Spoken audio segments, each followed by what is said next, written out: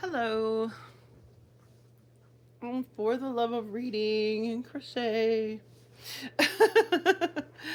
I haven't posted in a while, a long while, but I was on a live stream last night with the Spoonie Stitcher and Critters Crochet, and they were inspiring and encouraging that I get my videos up and running, especially since Critters Crochet subscribed to my channel, and I was like, I better get on my game and get to making some videos and have a little content. So I've got my sparkling water, which is very, very important. Stay hydrated, people.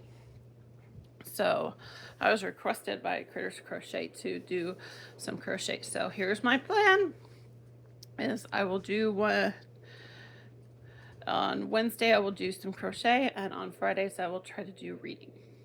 So without any further ado, so what I'm working on right now is making towels, mostly hand towels, although I guess they could be used as kitchen towels if you want. This is the one I'm working on right now. It is made with from Hobby Yarn. It's called Fruta. It's 100% Pima cotton. Now, when making towels, to me, it's really important to use 100% cotton so that you can wash it and dry it, and it's, you know, it's a natural fiber cotton. Yeah. And it's good, and I like Fruta. It's fun. I like the fun colors. And so I'm also using a pattern called Daisy. And what it is that it's 2 lines of double crochets, and then it's a line where in every two stitches you do a single crochet and 2 double crochets in 1 stitch, and then you get a pretty pattern that looks like this. And you do that for 15 rows, and then I'll tell you how it finishes off later because I haven't got that far. So this is not a tutorial. I'm just telling you a little bit about, because Teresa from Critters Crochet wanted to get some ideas. So this is one. Oh, let me run really quick and I'll go grab my other towel that I finished.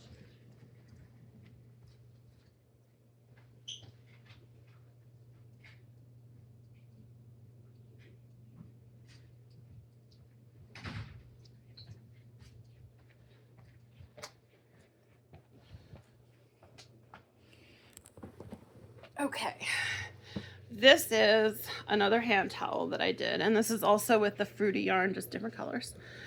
And this is the wave pattern. If you know how to make it, it's double crochets, it's 3s. You do the 3 double crochets, and then you double crochet 3 together, and then you double crochet 3, double crochet 3 in the same stitch, 3, and then 3 together. That's the best I'm gonna be able to describe it. If you don't know how to crochet, then like I said, I'm not a tutorial page at this point. It's my hobby, and it's what I like to do. So here's another example of a towel that I made. So that's for Teresa.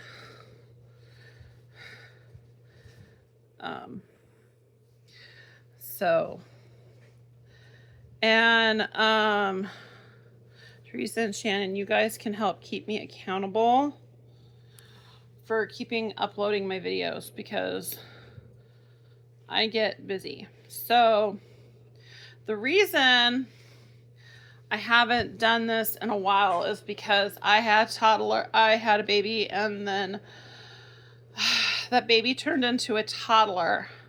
I was trying to upload videos and then I had a toddler, and a toddler,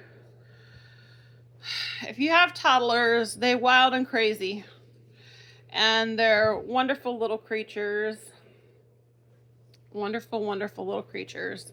However, they take up a lot of your energy and time, and a lot of your time. So I just kind of, first I forgot to do it, and I forgot to do it, and then I'm like, oh, I've forgotten to do it enough times that it's like, perhaps maybe this is just not meant for me. So, but here I am. I'm going to try it again because I'm trying to do a lot of life-changing things. I'm not expecting this to become like a huge channel with a lot of following or anything like that, but you know, never know. If I bring joy to some people, then that's enough. Anyway, I am a stay-at-home mom. I have 3 kids, 12, 10, and 3. My 3-year-old just started preschool. So that's why I'm able to do this, is because I have enough time while she's at preschool to be able to do this. And I guess I could have done this at night and everything, but a lot of people do a lot of their uploads at night, and I like to watch them at night and participate in their lives. Like last night, I'm going to shout out Spoony Stitcher and Critters Crochet on their Tink and Peel channel, which is every Tuesday night, 8 p.m. Central, 9 p.m. Eastern, I do believe. And I went and I had a lot of fun, and it was really relaxing because I like to relax in the evening. I don't care to be stressed out in the evening. Not that this is really stressful, but trying to see if I ever make time to make videos and such. I am very new to all of this, and like I don't even really know how to like edit videos and stuff, so we'll see however it goes. Darn it. Does any of you ever have any problems where your hook just kind of goes wee and decides to just pop right out of your stitches while you're trying to crochet? I don't know. Mine does. It's really quite frustrating. Anyway, so yeah, I'm trying to do a lot of life changes. As you know, we have, there's physical health, there's mental health, there's spiritual health. And so I'm going to tell my story, and this is my story, and if you don't like it, I'm sorry, but I am a Christian, and I do love Jesus. And I was at church on Easter Sunday, and I had been feeling really depressed in my mental health. And if you know, like, each one affects the other, right? So I've been really bad with my physical health lately, which is affecting my mental health, and I was feeling really depressed, and which was affecting my spiritual health. And I was still reading my Bible, and I was praying, but there was like nothing behind it, and it was just kind of like the boring, vanilla, bland, no substance. And I was at church on Easter Sunday, and I was just not feeling it. And you'd think on Easter Sunday, most people, even if you're not like a really even practicing Christian, you tend to go to church on Easter Sunday. Most people get really excited on Easter Sunday. He has risen. And you get very excited, and it's a big deal. And I just couldn't even get myself to be excited. And then I was listening to the teaching, and I was crying, and I started to cry, and And God just spoke to me and I was like, Brittany, you're not worshiping me with your body. And because I was just not taking care of myself, I'm not eating right, and my health is struggling for it. Not I have severe sleep apnea. I have thyroid problems. I'm trying to thyroid problems, but I'm also needing to address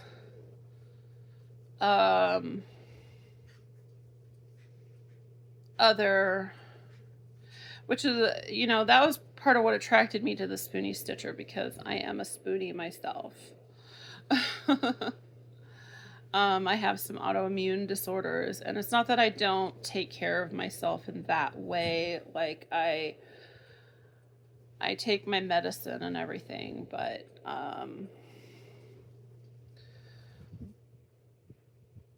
when you're not eating right and you're not taking care of yourself, and you're, like, I really shouldn't like eat gluten and stuff, and I was eating like too much gluten and other things like that, and eating far too much sugar and just other things like that. No. And obviously I'm not a small person. Anyway, that being said, I'm not taking care of your body. You're not worshiping me with your body. And, we think of a body as a temple to God, and he had a point, and I started to cry, and I really just started to let a lot of that emotional out too. So,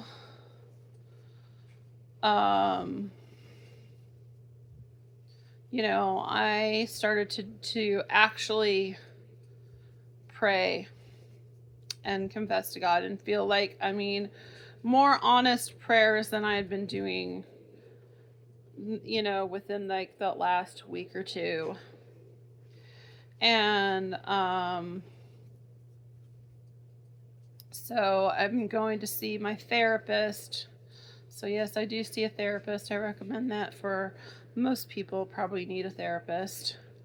I know that's hard for a lot of people, but you do what you do. And and I'm not trying to have a sob story or anything. This is just my story. And she wants to see me twice a week now, because she wants to work on my emotional, because she's like, your emotional health is affecting your mental health, and your mental health is affecting your physical health, and and you really need to work on that, which I was like, okay. And I did, and I'm like, I feel like I'm stepping off a cliff.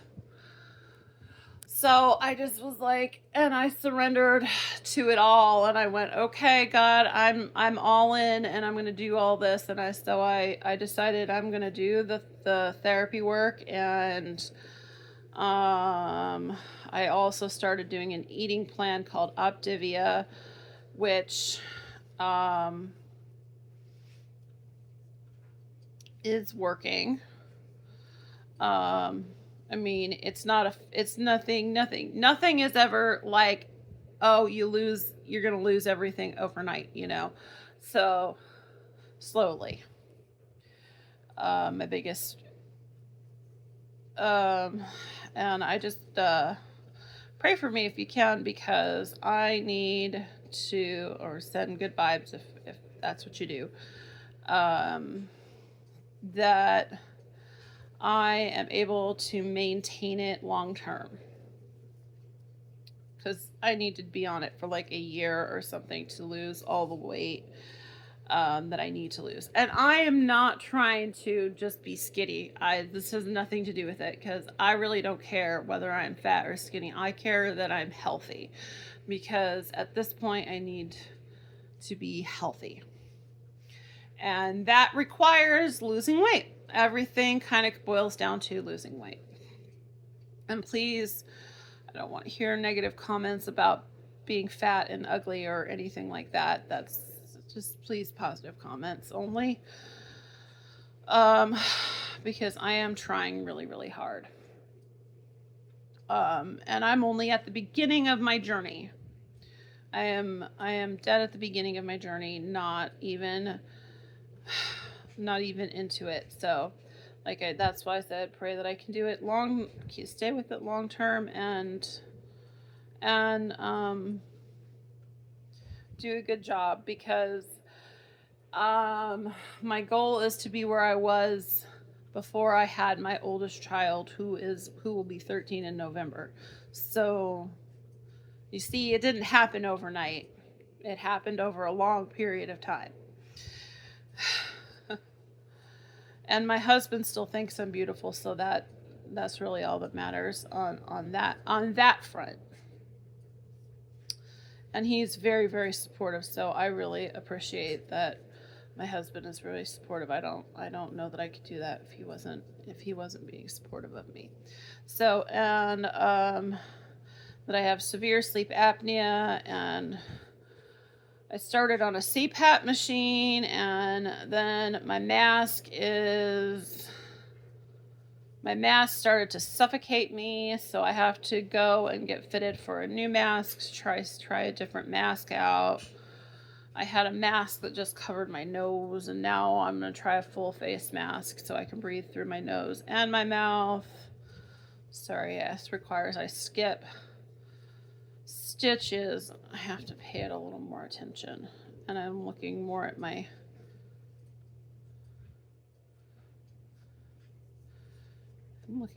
crochet than the camera. I can't I have to look at what I'm doing, or I'll do. Plus, I'm working with a really small. I intended to go live, but YouTube wanted me to only make shorts. So here I am making a video. That's fine. Maybe that's what I was meant to do. Was just make a video, and y'all can watch it. But yeah. So that's my story. And yeah, so I'm on a CPAP machine, and after I do this, I'm going to make a call to make an appointment to get fitted for my new mask. Yay!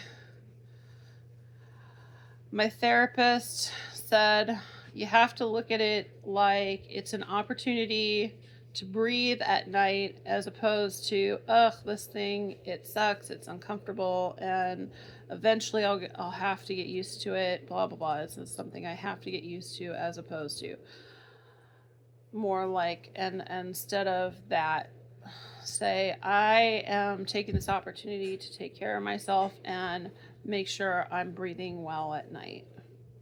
Because see, with sleep apnea, I think most people know that you stop breathing at night, and that's really bad, and you can actually die from it in your sleep, which is really bad. Like, I know where I'm going, and I don't mind going there, but I'm not quite ready for that, and I don't think my family's really ready for me to leave. And I just had a friend to tell me, I'm not ready for you to go either. I'd like to have you around longer. So there it is. And I'm working on a book called Food and Feelings, which, let me just say, it helps me in less, it helps with some of the emotional eating a little bit, but more, it just helps me emotionally, and it helps me recognize my emotions and feelings and everything. And now we're getting to the end where we're really like, let yourself feel the feelings, let them run through you. It's like, okay, I can do that. And doing somatic exercises and everything. So But I'm also, and a part of, and why is I'm doing this? Because I'm doing this to get healthy. I'm doing it for myself, but I'm doing it for my family, my kids. I have 3 kids, and I want them to see that they have a mom who wants to be around for them, who wants to be healthy, so that they want to be healthy and better themselves. That we can sometimes get into a slump, but we can get back out again. Even if it's taken us years to get into that slump, we can get back out again. With God or whatever you choose to believe in. Because I'm not trying to force anybody into my faith. Although, if you ever have questions, I am not opposed to talking about it, but my faith is a big part of who I am, so it's going to come up.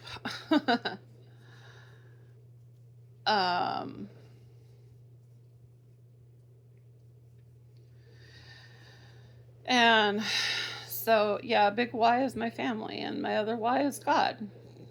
Because, like I said, my faith is a big part of who I am, and I want to honor God. So, with my life, with my whole life, and that's my whole being. So, and that's with my body, with my health as well, because He wants me to live my best life I can live.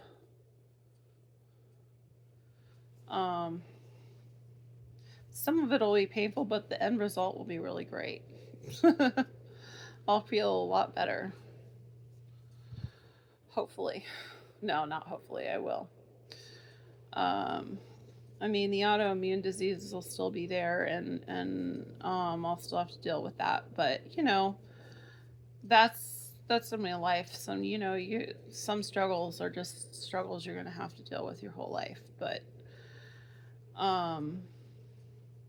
I won't hurt as much, and I'll have more confidence, and hopefully I'll sleep better. That would be really beneficial. I do not sleep well. And I'll be a better person for my family. I'll be a much happier person, because I can be a really moody person. I don't like to be moody. It's tiring. It's tiring to be really moody. And I won't get sick as often, I think, because I get sick a lot. Like, I get sinus infections and migraines and such. And hopefully, that'll happen, and I'll have more energy too. So, doing an eating plan, and I'm working out, because you can't just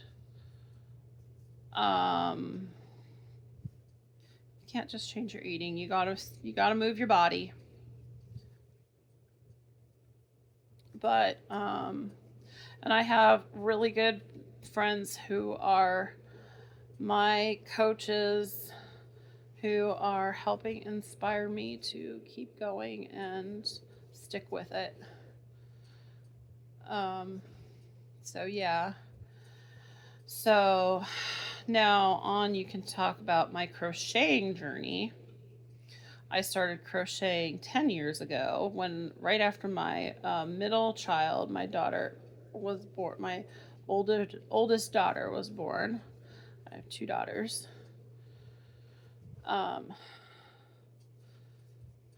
And she, with all my kids, I suffered from postpartum anxiety. I didn't have postpartum depression. I had postpartum anxiety. Which, after I had my son, my first child, I didn't even know postpartum anxiety was a thing. I had heard of postpartum depression, the baby blues, all that. I had read about it. I was prepared for that. I was expecting it. And to be hit with the kind of anxiety I felt, it was a brand new thing, and I was just it was just like, whoa, what is this? So anyway, but after I had my daughter, my mom made me, I had mentioned to her how I wanted to learn how to crochet, and she was like, "Ooh, okay," because she crochets. I love that. My mom passed away a year and a half ago, and I love that I have something, a skill from her that I learned because it's something that I can keep with me forever. Um, things pass away, but learning skills and memories, they stay with us. Anyway, so she sat down and this is funny because she tried to teach me how to do a granny square first. And I could for the life of me, I couldn't do it. I could not figure it out. I was just so dopey. My brain just would not compute. I was like, she's like, here, do this. And so I take my hook and I'm like, do what now? Do this. And I'm like, I don't know. And I'm like trying to do it and it's just falling apart and falling apart. She's trying to, she finally, she's like, okay, never mind. Let's start easier. And she just taught me how to single crochet stitch. And that's it. And that's how I started. I started just by learning how to do a single crochet stitch. Because my brain just would not cooperate in learning how to do anything more than that at first. And that was 10 years ago. So I sat down. But I found that crocheting was very, very helpful with my postpartum anxiety, and that it really does help my brain. I have clinical anxiety anyway, and I also have ADHD, and crocheting really helps calm it down. Granted, the the problem with my ADHD is I get ideas in my brain. I get a lot of ideas in my brain, and then I buy the yarn, and not all those ideas come to fruition, and and then I buy a lot of yarn, and it's sitting there, and I forget sometimes what exactly it was I bought the yarn for. What project I had in mind for it. And my brain goes, oops. And my husband goes, are you kidding me? Last night I told Tink and Peel, my yarn room is, my yarn room is our office, whatever they called it, yarn office. See, I don't have like a stitchery room or anything like that. I have a walk-in closet. Now, granted, it's big enough. Just needs an overhaul and organization. Being ADHD, that is a hard thing for me. But I think the way I'm trying to pull myself together and get some stuff in order, I am going to be able to pull together myself and get some totes, some bins, and put my yarn in it and get that organized so that at least some see-through totes so that I can see my yarn, so that I can get it together, so I can and put some of the yarn that I do know what the project is for, and other yarn that I just don't know what I'm doing with it, that will come to a project at some point for something. Just hasn't gotten there yet. So anyway, so what I started doing with my crocheting is I started single crochet, and the first thing I ever made was a baby blanket for a dear friend of mine who, when she had her third baby, I made it, and she loved it. She absolutely loved it. And even though like the sides weren't straight, they were kind of a little bit woo, because I had just learned how to do it, and I didn't know anything about, oops, misstitch, row counting or anything like that. I was just learning how. I had just learned how, and it was the first thing I'd ever done. But she was so pleased. Like, she was just so taken. She's like, that's okay. I don't care. This is so great. And even people like, I did start making some other baby blankets for some other friends, and they came out a little better. But they were all single crocheted baby blankets. I don't know how to, and this is my cat, Martin. I will allow you to see my cats that come around. Probably not my kids, but you can see my cats. No, buddy. No, we're crocheting.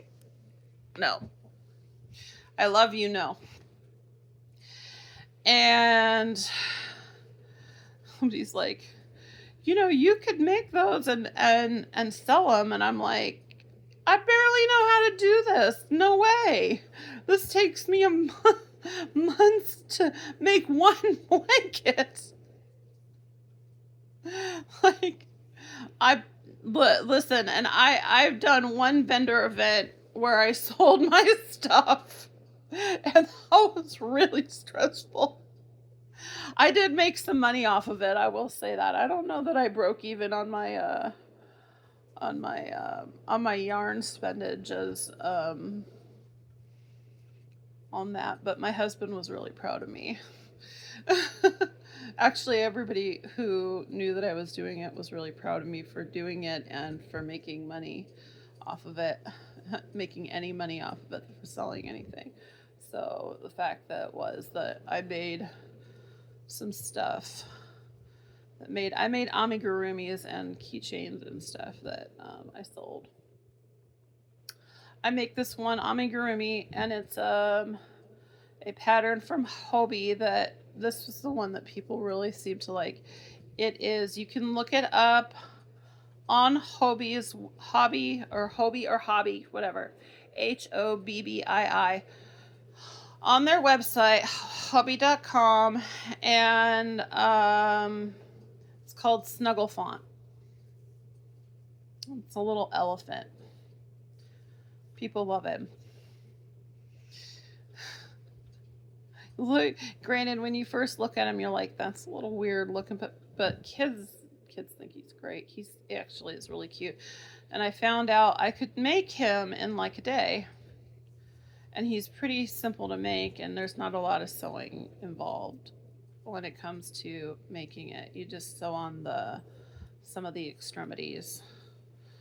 But the body itself is all one piece, including the trunk. You actually start with the trunk and go all the way down to the back, and then you do the legs and the ears, and you sew those on, and there's a little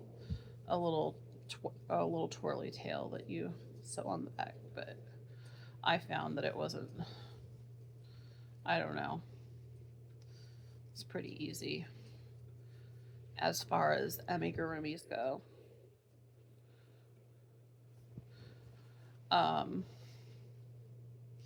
And just to point out, this is also a Hobby pattern, and this is a beginner level pattern. Like, I don't consider myself that's why I'm like, I don't do tutorials. I don't know.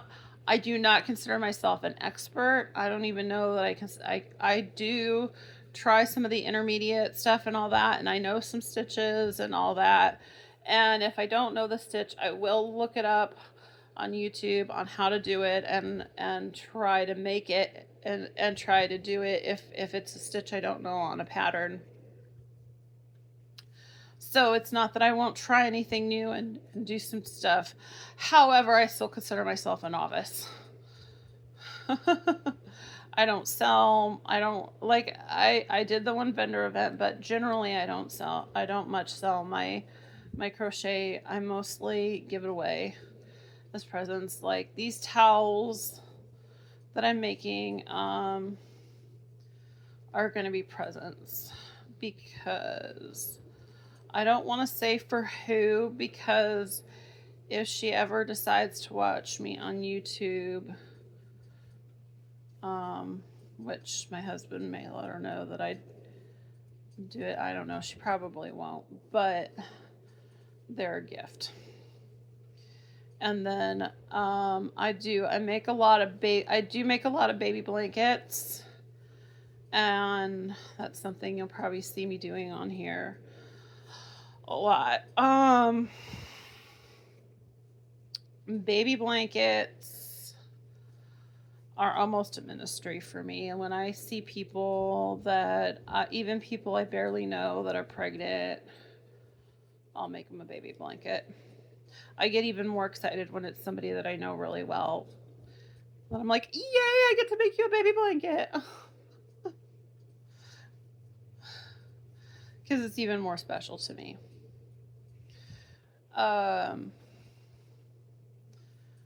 Yeah, I'm in the middle of making a baby blanket. Actually, I stopped to make some towels because I have ADHD brain, and I wanted to make these for a certain holiday that's coming up in about a month.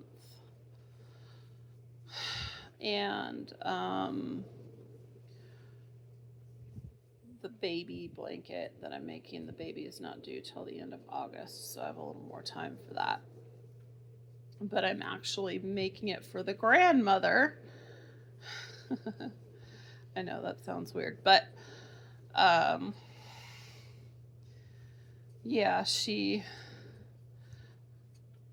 my kid's therapist, but I really like her, and she's a really nice lady, and I'm like, hey, why not make a baby blanket for her daughter's having a baby, and she can either give it to her daughter or keep it at her house for when she has the baby around. Whatever she wants to do, it will be her choice. So anyway, yeah, and like I said, my whole starting of crocheting was making baby blankets, and I still make baby blankets. Now I have a big project where I'm making a big blanket for a cousin that I really need to work on, because it's way past. She'll be married 2 years come November, and I haven't even touched her blanket that I'm making her and her husband. That was supposed to be a wedding present. Ha ha ha. That's how far behind I am on some of my projects. Because I am not a monogamous whipper. And for those of you who don't know what that means, whip is a work in progress. And monogamous whipper means whipping or whatever. Means you don't start one project until you've finished the other. I don't do that. I think most people who crochet probably don't do that, but there are people who do. And my hat's off to them, because they're probably more organized than I am. I am scatterbrained and work on. I get busy, and then I think of another project that I need to start, and I'll go do that and stop doing whatever I was doing and then come back to, and then have to remember, I need to come back to finishing this because I have a couple of blankets I need to finish. As a matter of fact, I'm not even going to be finishing this towel for a bit because this is going to take more than one skein. And I only had one skein of this yarn. So much for lowering my stash.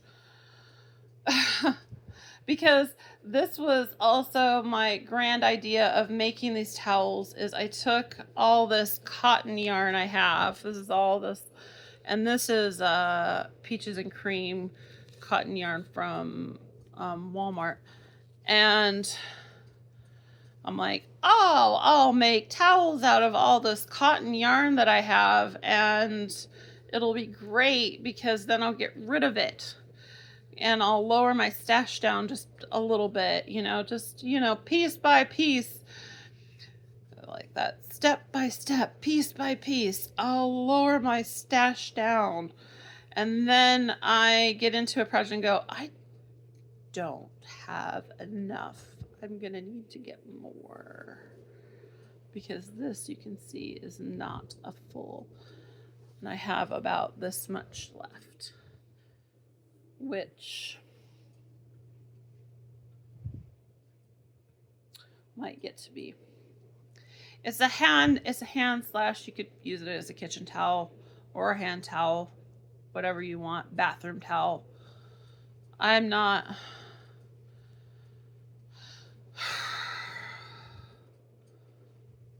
know. I don't remember what they said on the pattern, on the website, on Hobby's website, that it was meant for. I think it would be a great face towel in a way because you go 2 lines of that and then you do the other ones and it perforates a little bit, so it'd be kind of good for scrubby, and it's cotton, so it'd be good. It's good for your face, good on your face to use that 100% cotton. Plus it's the Pima cotton is a little bit softer, so it'd be gentler on your face.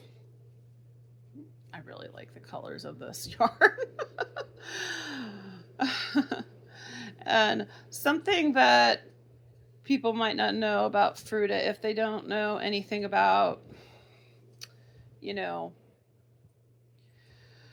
about Hobby, because that's one of my favorite places to buy yarn is from Hobby,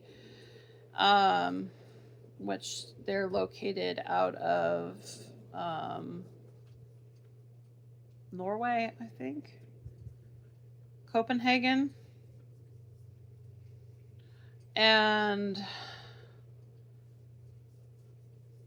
which is now on my bucket list to go. Is it Norway or Denmark? I don't know. Anyway, Scandinavia area.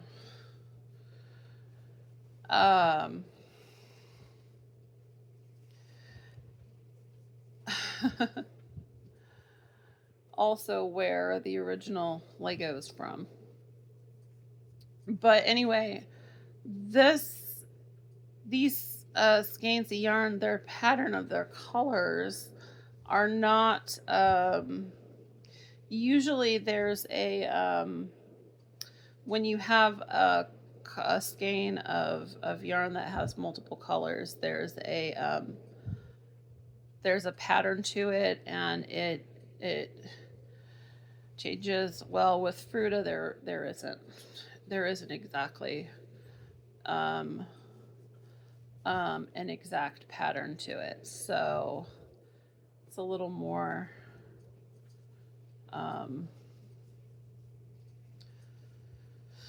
all over the place, which I kind of like, especially for this towel. I don't know why, I just like it. When I started doing it, I was like, oh, this is really, really pretty. So yeah, so you can see that I've ventured in. I make blankets. I can make towels. I mean, I don't make full body towels because that would be huge. Like, Could you imagine doing a full body towel with just these little skeins of cotton yarn? Oh my gosh, that would take forever. That would take like would take a long time.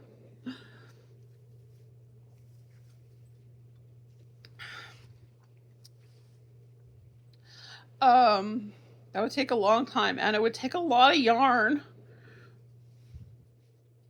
to do a full body towel. I don't know if anybody did a full body towel. If you did, let me know. That would be really interesting. I could understand like doing a scrubby towel, like, you know, like those kind of ones that are like yay thick, but then they're kind of long, so you can kind of do the thing on your back for the showers. That would be cool.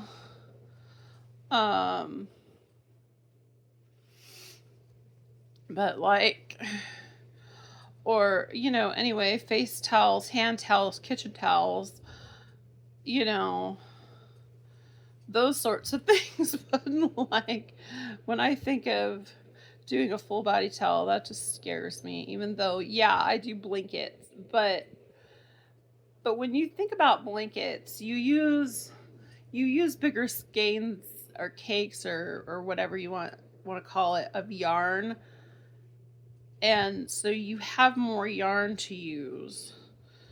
You have more yarn at your disposal, and you don't have to buy as much.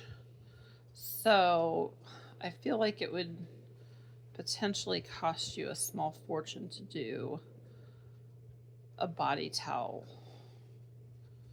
I mean, it could cost you a small fortune to do a blanket too, depending on what kind of yarn you use as well. I mean, don't get me wrong. Yarn can be very expensive. I don't know. I don't use wool yarn myself, really, because I'm kind of allergic to it. I'm very, very sensitive to it. I did find out that if it has like a very small amount, or like, I also found out like I can do some like alpaca or mohair if it's not 100%. I'm like, oh yay, my hands don't break out and swell, because that's what happens is my hands break out and swell, because I'm not allergic to the lanolin. I'm allergic to, I don't know, whatever else is part of the yarn, but every time I touch wool, like 100% wool, or even any kind of animal fiber, my hands tend to, they start blotching red and they start swelling. So, but I found that if it's not 100%, and the percentage is smaller, I can actually use it. And I was like, yay, that opens up my window a little bit more. But, well, you know, what are you going to do? So I stay away from the 100% merino wool and all that. What the heck? Oh, it's my cat. I'm like, is something falling? My house, where things are stacked some places, you wouldn't be surprised. And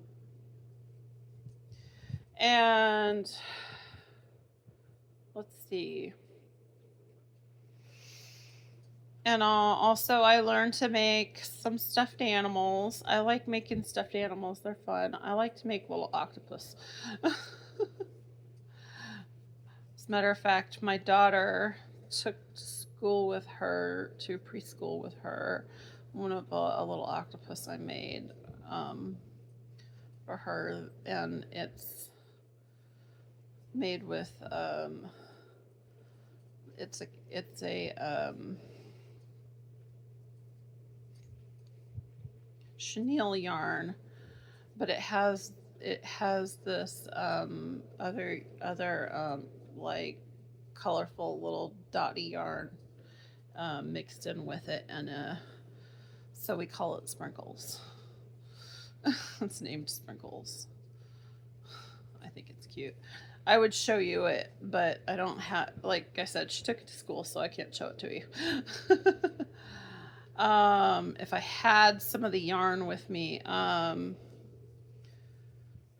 think it's called Honey Bunny on Hobby's website. You can look it up. um, but I found that I really do like making some stuffed animals. Some stuffed animals are just too frustrating. My husband bought me some woobles, and I'm working on some woobles. I'm working on one specific wooble right now for his desk. He bought Derpy. Not sponsored. There's no sponsor here. Woobles. He also, for Christmas, he got me, and this was a present for the kids too, once I finish making them all, the Bluey, all the entire Bluey line on the Woobles website. That was really nice of him to do. It wasn't too bad when you buy the whole line in one go. I think it was like $160 for everything. But then you get Bluey Bingo, you get Chattermax, you get all the little ones, you get Hecuba, the garden gnome, which you guys are probably lost me at this point going, we don't watch Bluey, or maybe you do and you know exactly what I'm talking about. If you watch Bluey, more power to you. Bluey is an awesome cartoon, even as an adult. I think it's great because it actually, I get tips from watching it. Like, it helps me with parenting, watching it as a parent. Like, it's not just a cartoon where it's like, it actually shows like real family dynamics, and like makes me think, and I go, could I relate to my kids like that? That might be a good idea. That's now granted, the kids are really young, and my older kids are past those ages. They're 10 and 12. But my little one is 3, so still, and some of that stuff still works even when they are 10 and 12. Some of the ways you talk to your kids is still well, you know, grown-ups make mistakes too. And my kids are, boy, kids like it when you make mistakes. They're like, ha ha, mom. No, actually my kids aren't like that. My kids are very compassionate when it comes to the fact that mom made a mistake and I say I'm sorry. They're not like, oh, you made a mistake. They're like, oh, you forgive me? And they're like, yeah. And then we hug it out. We hug it. Well, I try to hug it out. Sometimes they don't want to hug. My oldest one is 12, and like I said, he'll be 13 in November, which, I'm hitting on going, I'm going to have a teenager soon. That isn't crazy. And yeah, he doesn't snuggle me like he used to. He used to be my snuggly. He used to be my snuggly one, and now he doesn't snuggle me so much anymore because he's getting older. Little snuggle mom. He will if I ask. Like, can I have some snuggles? Okay. He's a loving child, so he'll come over and he'll come over and he'll snuggle down with you. But he used to come and like lay in bed with me and like snuggle me and stuff when he was little. Now he doesn't do that. He's like, Mom. But he's really sweet with his sister, his baby sister, 3-year-old. He hugs his other younger sister too, but it's more like they hug each other. It's not like a sweet hug. It's more like, I'm gonna hug ya because I want to hug you, and I'm gonna squeeze the daylights out of you, and I'm gonna hug you because it bothers you. Yeah, they do that to each other because siblings. I don't know. I was an only child. I was like, my gosh, what causes siblings to want to be so freaking annoying to each other? Like, I don't know what it is about siblings that's just like, it's like written into their DNA. Must must annoy other sibling, must annoy other sibling, must do it, must needle until I get a reaction. Yeah. Gosh. Luckily, we don't get too many like physical fights around. I would say the one who is the most violent is the 3-year-old. So that's good. Although she can land a punch pretty well.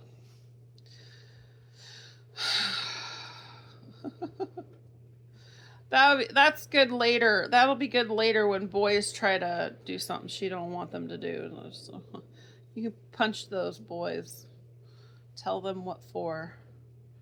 But no, now I'm trying to get her to not punch or hit or bite or scratch or any of that stuff. Just because you're annoyed and you don't get to do what you want to do. Now, if somebody's taking your personal space, and then absolutely you tell them what for. If you tell them no and they don't stop, then, well, they kind of deserve it. I'm not condoning violence. I am not condoning violence. Absolutely should try to walk away, but when it's needed, it's needed. Because girls got to stand up for themselves. They need to know their bodily autonomy is important.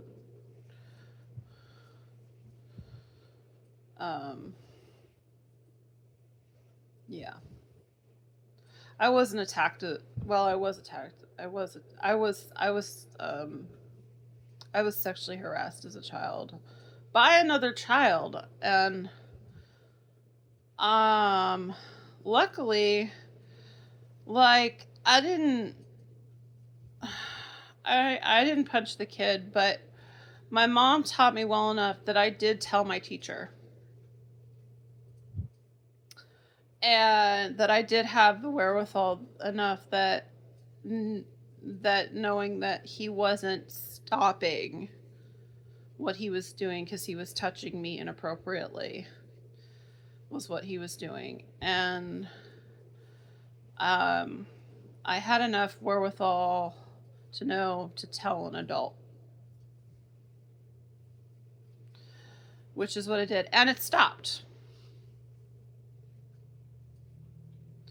Now, I mean, when you think about it, I was 5. That kid was 5. Gosh, what was happening to that kid? For him to be doing that. Because usually when kids do that to other kids, something's going on with that. Something's going on to them. So, gosh. As an adult, I think about it. But my mom said after that, she had a lot of trouble getting me to wear skirts without pants. Or without shorts underneath. And the funny thing is now I have my girls wear shorts underneath their skirts. They go to school, they wear pants or shorts under their skirts. I don't have them just wear skirts. And did I do it wrong? I might have done it wrong. I'm gonna have to backtrack. Sorry. Um,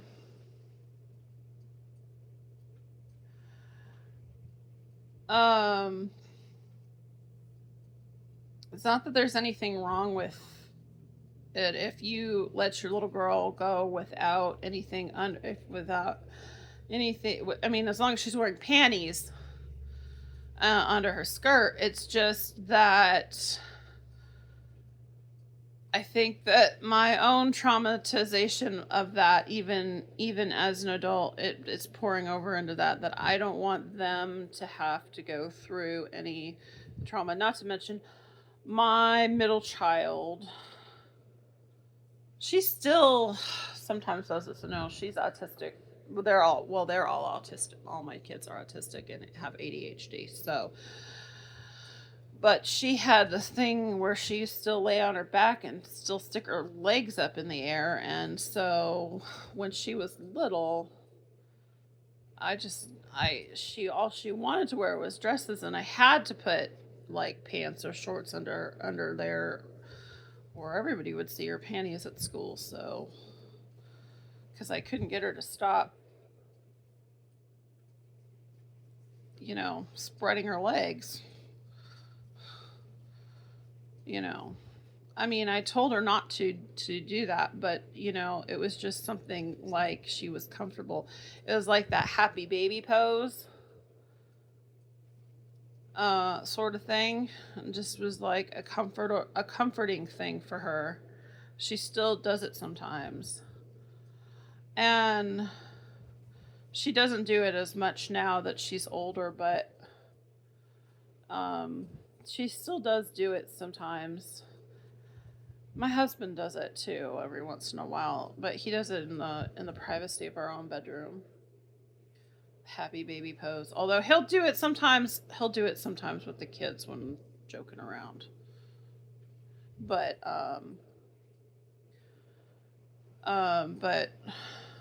yeah, she does that. I think it's a comfort and a stretch because she can put her feet behind her head. And so I was like, I didn't want weirdos looking at her panties.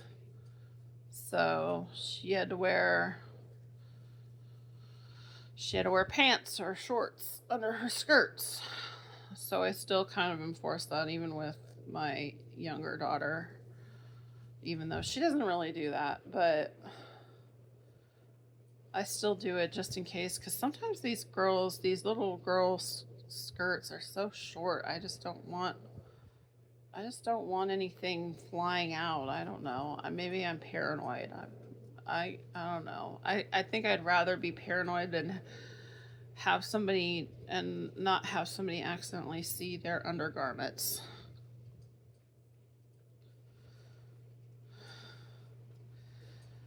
Because, like, I don't know. That's the one I went through when I was little. I don't want them to have to go through any of that.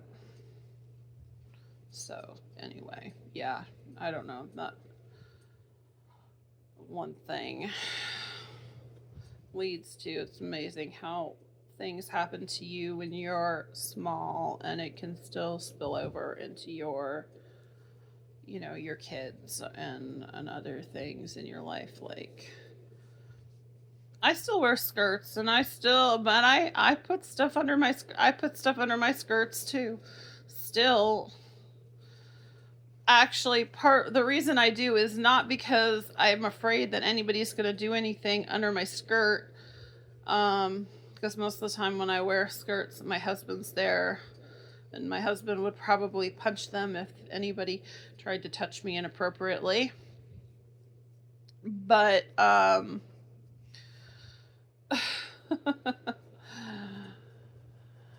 punch them and have them arrested.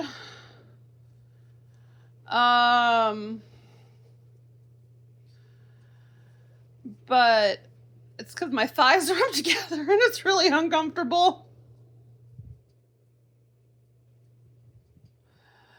I have knock knees, so I do not have a thigh gap, and I'm fat and I do not have a thigh gap, so I just am not comfortable with skirts where my thighs rub together, I get heat rashes and stuff when I sweat, and it is so horribly uncomfortable. And I'm wondering too, when I lose weight, if I will get back somewhat of a thigh gap and I will be able to wear skirts without shorts or something underneath. Although, I mean, in the wintertime, you have to wear, here where I live, you have to wear something under your skirt because it's too dang cold not to. But in the spring and summertime, it's warm enough that you don't have to, but I still do. I put on like like the capris or shorts or something. Long enough shorts that my thighs don't rub together. I don't put on short shorts. I put on shorts that go over my thighs. Because I get that heat rash and then my thighs rub together and it hurts. I know people like put baby powder between your legs. I've tried stuff like that. That is just icky. I'm like, nah, I'll just rather put material there. Keep it, just put material there. It's not that bad. I mean, yeah, it's a little warmer, but it's not that bad. It also catches the sweat. That's the thing. It catches the sweat, so I don't have extra sweat pouring down my legs, because that is weird. I've never seen anybody have sweat like glisten down their legs, but I always worry that could happen, and then somebody's gonna think I'm peeing myself. I'm afraid of that. I don't want somebody to think I peed my pants. I didn't pee my pants, I swear. It's just sweat. Because I sweat really bad. That's the thing, I sweat really bad.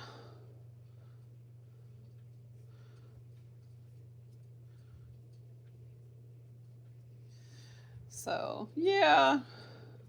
Like, that's really why that's why I wear stuff under my skirts. Because when I was a teenager and in my 20s and even into my 30s and stuff, I didn't necessarily wear anything other than panties under my skirts. I mean, I always wore underwear. I still wear underwear. I don't know. That could be too much information to say I wear underwear. Maybe it's not. Well, that's a good thing. Do you wear underwear? I don't want to get demonetized for. Not that I don't even think I'm gonna make that much money, because I'm probably gonna have I don't know, 3 people view this. So I don't think it's gonna be worried. I don't want YouTube to take it down. Whatever. Anyway.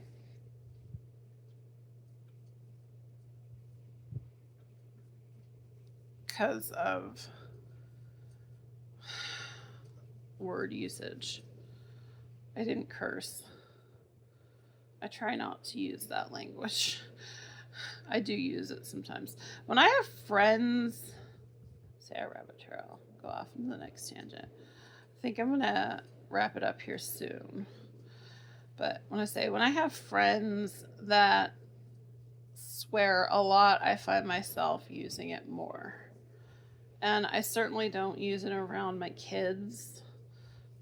I try not to use it around kids, period, because I don't like kids swearing. I hate it when kids swear. But with other kids that are not mine, I have no control over that. Except that if they're in my home, I try to ask that they don't use that language in my home. Because it is my home. My husband and I both. But, when there's no kids around and I'm with friends who use that kind of language, sometimes,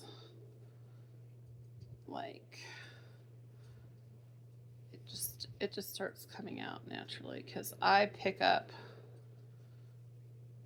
speech, so I try though generally in my regular everyday I don't try not to use foul language. My grandmother wouldn't approve. My grandmother was an English major. Grammar was her life, and speaking properly was her life. So she liked it when we were. She would correct me if I used the English language incorrectly. And I use words like horrid. It was simply horrid. But anyway, yeah. So talk more about her later.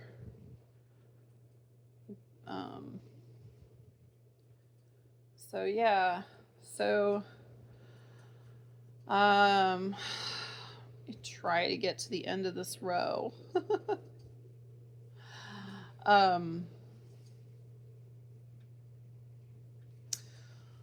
Because I want to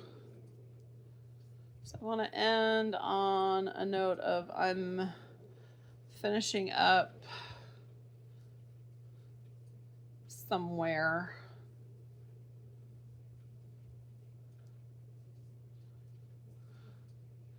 On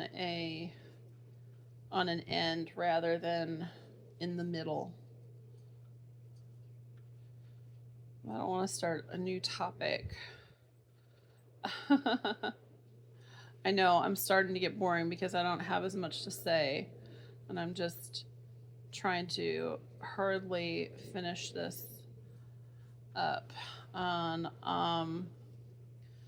But I hope y'all enjoyed my little jauntings of talking. I know I said a lot, and I went from topic to topic. That's kind of how I talk. I don't know if when next I do crochet video, if I will still be working on towels or if I'll be back to baby blanket making. I probably will still be working on towels because you can't see all the yarn I have down here, but I have quite a few skeins, and I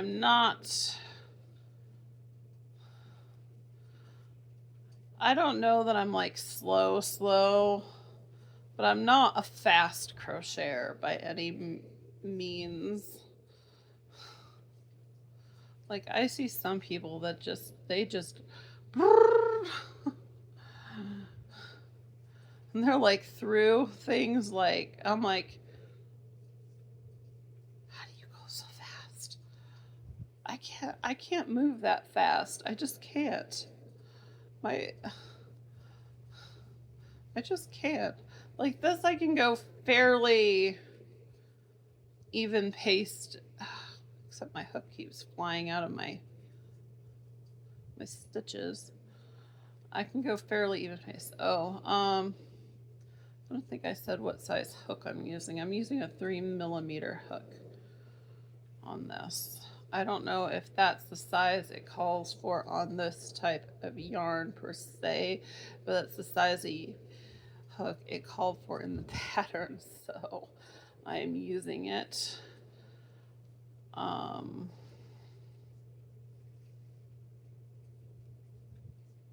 think this actually would call for a bigger hook. Let me look in just a sec, and then I'll say goodbye. Because I'm curious, and I don't know if you're curious at that or not. And don't ask me what company these hooks are. I don't know. I found them on Amazon, and I really, really like them. They're the aluminum at the top. They're the aluminum hooks, and then somebody covered them with resin, and I just really like the grip. I don't know if everybody will like it, but I do. So I've been slowly buying up different sizes as I need them. Because they're kind of they're not like really horribly expensive, but they're like, if I were to buy a whole set, it would be expensive for me.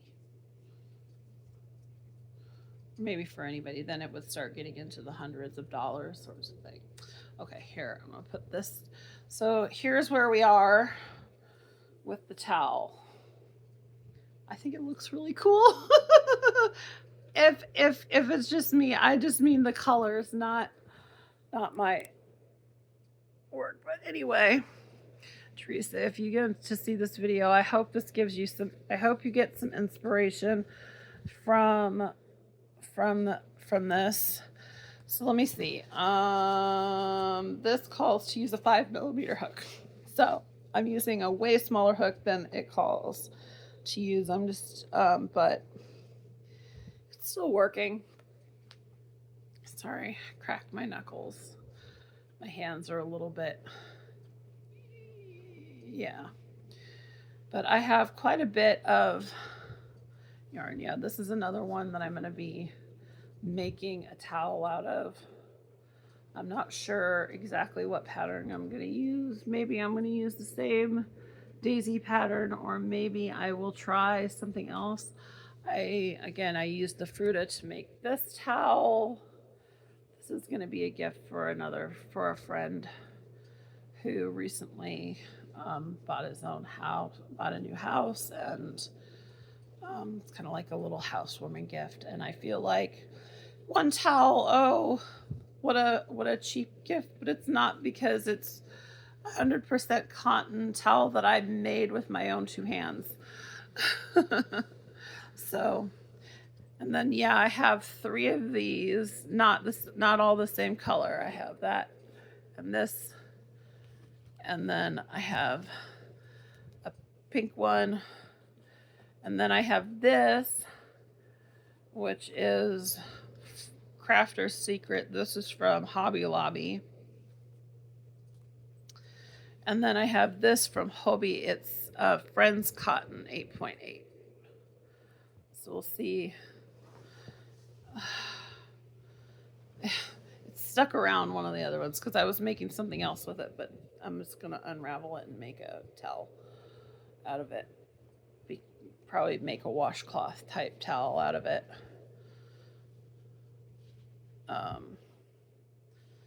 Make a scrubby or something. That'd be fun. Anyway, I hope you enjoyed. And I will try to make sure I keep up on this time. And please come along, join my journey.